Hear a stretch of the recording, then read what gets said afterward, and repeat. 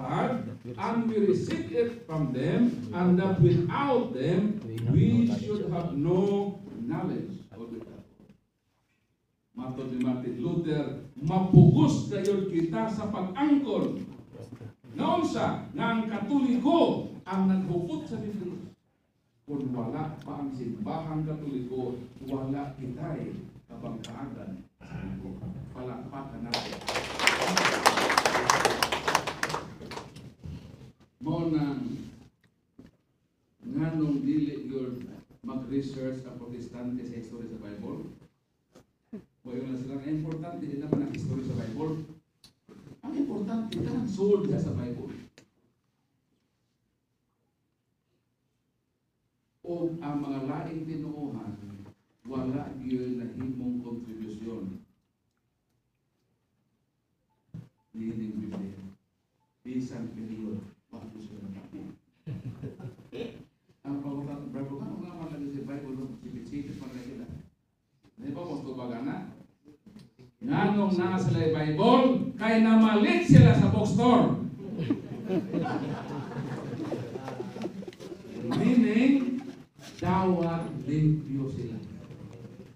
Kung sa ilang gihimo, o usana sa akong nahimo kasama, sa akong kanang nabuhi, kaya kining Biblia, igamit na ko aron natakihon ang simbahan ko. Sa dihang nahibalo ko na ang Katoliko di ay ang responsable sa Biblia. Mura ko kandila na natunaw, mibati ko kauaw.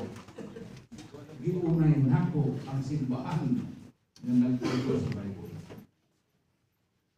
Nausama kini sa imong silingan. Ang imong silingan nang mula o martilyo. Ano mo sila na Brad, all of martilyo Brad. Mahola mo rin kayo ng silingan. Namutan na ka Brad, bukod sa rin ka Brad. Brad na siya. Layo mo lang yung Pilipino. Mamutan na paghapon. Ingon ang iyang silingan nang hulang o martilyo. Kay gusto nako pukpukon kanang imong nagsinaw nga agtan. Ang Biblia nagtutang ng himo. Actually, ang Katoliko mangyod ang naghimo sa Bible. Katoliko yung naghimo. Pero dapat i-qualify na ng mga claim. Pag moingon ta na ang Katoliko ang naghimo sa Bible, dapat na i-qualification na.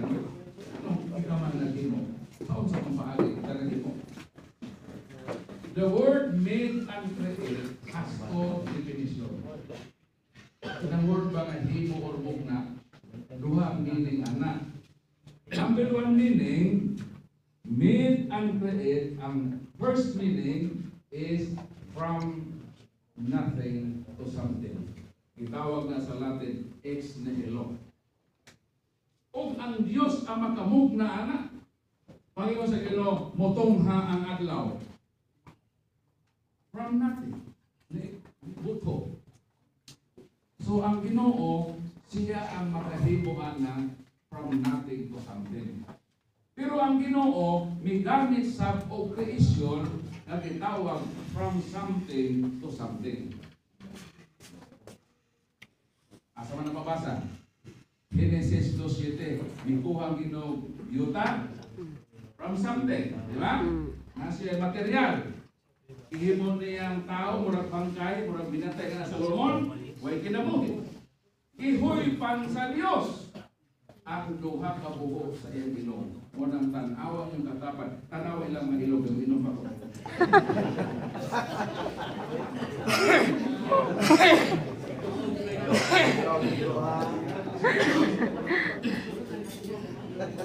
Kumana? Kumana yung gilid, yung ilong sa katapan, sa may forma. Kung ang ilong sa iyong katapan na alis na, ang bos masamura na, nasumurahan ka na paghuyok.